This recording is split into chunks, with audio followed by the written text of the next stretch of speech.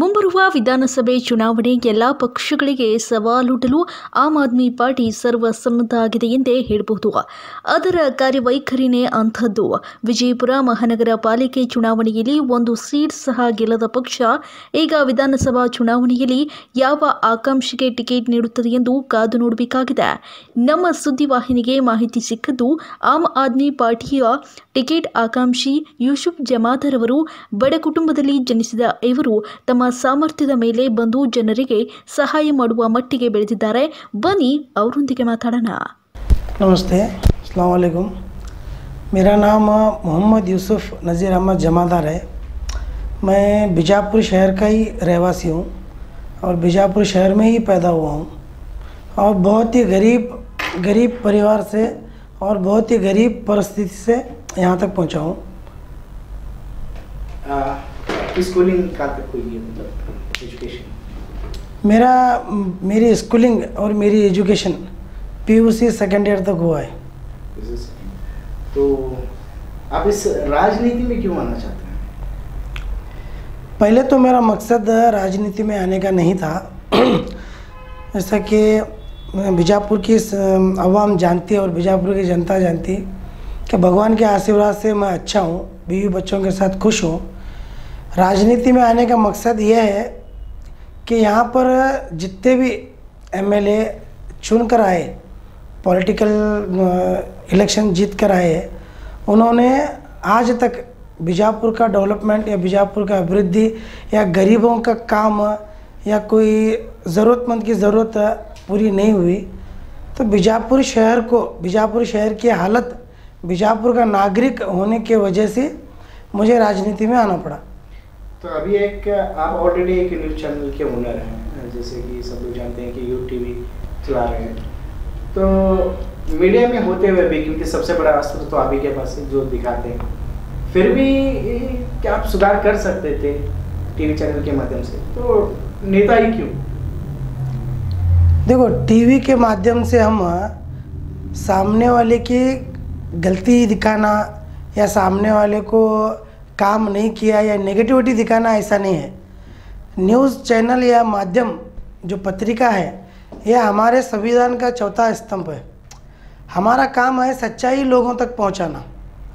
और आप बोल रहे हो कि आपका न्यूज़ चैनल है कि आप दिखा सकते थे, हमारा जितना फ़र्ज़ है हम न्यूज़ चैनल पर बता रहे हैं। न्यूज़ चैनल रहने की वजह से ही जो इंसान ओरल नहीं बोल सकते, उनके साथ फाइट नहीं कर सकते, उन्होंने को हम ना रिक्वेस्ट करें, रिकमेंड करें कि आप अच्छा काम कर रहे हो चैनल के माध्यम से, तो आपका भी फ़र्ज़ बनता बीजापुर का शहरी होने की वजह से कि आप अगर राजनीति में आएंगे तो आपको यहाँ की पूरी समस्या मालूम है, तो आप कुछ न कुछ हद तक बीजापुर को सुधारने में आप हेल्प कर सकते हैं। अच्छा, क्या क्या समस्याएं हैं बीजापुर में आपके हिसाब से? बीजापुर, पहली बात तो बीजापुर जो है एक हिस्टोरिकल प्लेस है। यहाँ पर जो मोन्यूमेंट्स हैं, जो पहले के राजा महाराजा जिन्होंने मोन्यूमेंट्स बनाया हुआ है, वो मोन्यूमेंट का देखने की तो कुछ भी नहीं हुई, पहली बात। और रही दूसरी बात, जहाँ पर बीजापुर शहर में जितने रोड्स हैं, चंद मेन रोड छोड़कर बाकी के जो भी अंदरूनी गलियों के रोड हैं, वो तो 15 साल से बने ही नहीं। चेंबर का काम हो और फिर रोड का, ड्रेनेज का, और जो सिटी डेवलपमेंट बोलते हैं ना, सिटी डेवलपमेंट के सेंट्रल सिटी में काटे के झाड़ा और गंदा पानी, ड्रेनेज का पानी यहाँ पर। और सबसे बड़ी समस्या है पानी का। 24/7 पानी दिए हम बोल के नो डेवलपमेंट में इतना पीठ थपथपाते हैं अपनी। यहाँ पर जो है रात के 12 बजे के बाद ही 3 घंटे पानी आता, दिन भर तो पानी नलों में आता ही नहीं। तो ये एक समस्या है। और दूसरी समस्या है कि यहाँ पर जो डेवलपमेंट है, या तो बिज़नेस के माध्यम से, जो आप मैं बात बता रहा हूँ, बिज़नेस के माध्यम से यहाँ पर ना तो फैक्ट्रीज़ नहीं है, कोई फैक्ट्री नहीं है। और रही दूसरी बात, तो यहाँ पर इंडस्ट्रियल एरिया भी नहीं है इतना बड़ा। तो यहाँ पर जो आम जनता, जो बीजापुर के शहरी, जो यंग जनरेशन है, उनके पास रोज़गार बिल्कुल नहीं है। रोज़गार तो कुछ भी नहीं है यहाँ पर। या तो वो मजबूरन एजुकेशन लेने के बाद, वेल एजुकेटेड होने के बावजूद भी उन्हें या तो एक ऑटो रिक्शा चलाना नहीं तो एक छोटी चाय की दुकान लगाना, छोटी चाय की दुकान लगाना, नहीं बोले तो फिर एक पान दुकान लगाना। ये छोड़कर दूसरा यहाँ पर कोई दूसरा रोज़गार का व्यवस्था नहीं है। तो आप कह रहे हैं कि बीजापुर डेवलपमेंट नहीं हुआ है, तो मेरा सवाल नेक्स्ट ये है कि आम आदमी पार्टी का पिछले इलेक्शन में काफ़ी नेगेटिव हिस्सा है, मतलब कोई भी पार्टी का कैंडिडेट इस म्यूनसिपैलिटी इलेक्शन में चुनकर नहीं है, और ज़्यादा से ज़्यादा वहाँ पे आम आदमी पार्टी का वोटिंग अगर देखेंगे तो पूरे कुल जितने मेंबर्स थे उनके सिर्फ 4000 वोट आए थे। तो इस हालात में आप कैसे लड़ सकते हैं? आपकी पॉलिसी फ्रेमिंग क्या होगी, मतलब चुनाव लड़ने के लिए आपके टेक्निक्स क्या होंगे? देखो कैसा है, यहाँ पर बीजापुर शहर का एक बहुत बड़ा इतिहास है कि बीजापुर के शहर वाले एक बार अगर किसी के ऊपर भरोसा करे तो ज़िंदगी भर उनका साथ नहीं छोड़ते। और यहाँ पर बीजापुर के शहर नागरिकों के दिमाग में सिर्फ 2 पार्टियों को माइंड वॉश करके बिठा दिया गया है, माइंड सेट कर दिया है। क्या? Congress BJP, Congress BJP. कांग्रेस अगर आएंगी तो मुसलमानों को सपोर्ट करेंगी, बीजेपी अगर आएंगी तो हिंदुओं को सपोर्ट करेंगी। तो ये दोनों के बीच में एक पार्टी तो 70 साल पुरानी है, एक पार्टी तो 40 साल पुरानी है। और जहाँ तक आम आदमी पार्टी की बात कर रहे हैं आप, हर किसी न किसी पार्टी को पहली बार ही कामयाबी नहीं मिलती। जहाँ तक हमारा काम सामने वाले जनता को समझ में नहीं आएगा कि इन्हों अगर सत्ता में आए तो इन्हों क्या कर सकते हैं, तब जब तक हम जनता का भरोसा नहीं जीतेंगे तब तक। अभी देखो पहली बार अगर हम 4000 वोट ले रहे हैं तो भी वो मामूली बात नहीं है, सब बहुत बड़ी बात है। 4000 लोग हमारे साथ जुड़े हुए हैं, तो 4000 लोगों के घर में 4-4 आदमी भी अगर पकड़ेंगे तो कितना होता है, आप कैलकुलेशन करो। ये बीजापुर शहर वालों को माइंड सेट कर दिए लोगों कि कांग्रेस बीजेपी, कांग्रेस बीजेपी। और ये हमारी बीजापुर शहर में बहुत बड़ी कामयाबी है कि हम 4000 लोगों के दिल जीत सके।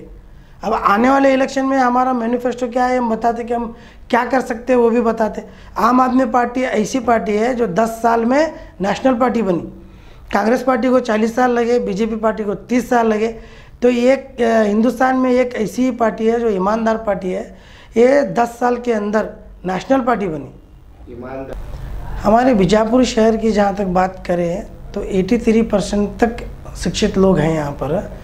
80% शिक्षित होने के बाद भी यहाँ पे युवाओं को नौकरियाँ नहीं मिल रही, तो युवा जो है मजबूर है छोटे मोटे रोज़गार करने के लिए। तो आपके हिसाब से डेवलपमेंट क्या है, विकास क्या है? मेरे हिसाब से अगर आप विकास की बात करेंगे तो पहला, जिस तरीके से दूसरे स्टेट में, दूसरे महाराष्ट्र में या दूसरे स्टेट के अंदर जिस तरीके से फैक्ट्रीज़ हैं, जिस तरह से फैक्ट्रीज़ हैं और यहाँ पर बड़े बड़े इंडस्ट्री एरियाज जो हैं, यहाँ पर एक भी प्लांट नहीं है वैसा उस तरीके का। चाहते तो हमारे जो एमएलए एमपीज़ जो है वो ला सकते थे। अभी यहाँ पर एयरपोर्ट का काम जो पेंडिंग पड़ा हुआ है, अगर एयरपोर्ट का काम जल्द से जल्द चालू भी हुआ तो वहाँ पे भी लोगों को रोज़गार मिल सकता है। तो आपके हिसाब से डेवलपमेंट मतलब रोज़गार मिलना सब लोगों को। एयर क्वालिटी के बारे में पता है, बीजापुर कितनी गंदगी से भरा हुआ है, पोल्यूशन वगैरह कितना बड़ा है? पोल्यूशन तो यहाँ पर बीजापुर शहर का पोल्यूशन की बात करेंगे आप तो पोल्यूशन तो यहाँ पर हद से ज़्यादा है, पोल्यूशन हद से ज़्यादा है। जिस तरीके से रोडों का काम पेंडिंग हुआ था, रोडों का काम पेंडिंग हुआ था तो रोड गड्ढे पड़ने की वजह से धूल उड़ती, और जो बाइक 2 व्हीलर है, जो ट्रैफिक यहाँ पर ज़्यादा होने लगी, तो इससे वजह प्रदूषण और जो कचरा, जो गंदगी फैल रही, जो हर जगह कूड़ा साफ़ सफाई का काम नहीं हो रहा, तो यहाँ पर पोल्यूशन जो है दूसरे शहरों के हिसाब से पोल्यूशन बीजापुर शहर में ज़्यादा है। तो अगर आप तो क्या अपना एक राय देना चाहते हैं? मैं बीजापुर की जनता से हाथ जोड़कर यही विनती करना चाहता हूँ कि आप इस बार अपने वोट की ताकत पहचानो, अपने वोट की ताकत पहचानो और एक सही नेता को चुनकर असेंबली में भेजो जो सिर्फ आप गरीबों के हक की बात करें। और जिस तरीके से आप देख रहे हो कि कई सालों से जो राजनेता, जो एमएलए आ रहे हैं सिर्फ झूठे वादे कर रहे हैं, और मैं झूठे वादे करने वालों में से नहीं हूँ। मैं जो भी वादा करूँगा वो इंशाल्लाह पूरा करूँगा। तो आप सबसे गुजारिश है मेरी कि आप एक सही नेता को चुनकर, गरीब की आवाज़ उठाने वाला नेता चुनकर असेंबली में भेजो। धन्यवाद।